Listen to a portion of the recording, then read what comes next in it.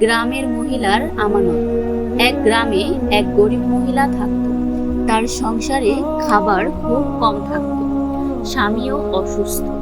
একদিন গ্রামের হাট থেকে ফিরে আসার পথে সে দেখতে পেল রাস্তার পাশে একটি ছাগল ঘুরে বেড়াচ্ছে। কোনো মালিক নেই। মহিলা ভাবল, এই ছাগলটা যদি আমার হতো, তবে দুধ খেয়ে বাচ্চাদের খাওয়াতে পারতাম। কিন্তু কিছুক্ষণ পরই তার মনে হলো, না, এটা তো আমার নয়, হয়তো কারো হারিয়ে গেছে। আল্লাহর রাসূল সাল্লাল্লাহু আলাইহি সাল্লাম বলেছেন, আমানত রক্ষা করা ঈমানের অংশ। মহিলা ছাগলটিকে নিজের ঘরে না নিয়ে গ্রামের মসজিদে ইমামকে জানালো। ইমাম গ্রামের লোকদের ডাক দিলেন। আরেকজন মহিলা এসে বললেন, এটা আমার ছাগল, কাল হাট থেকে ফেরার পথে হারিয়ে গিয়েছিল।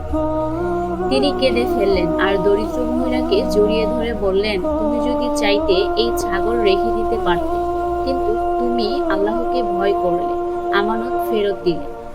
কৃতজ্ঞতা স্বরূপ সেই ছাগলের মালিক গরিব মহিলার ঘরে এক বস্তা খাবার দিলেন।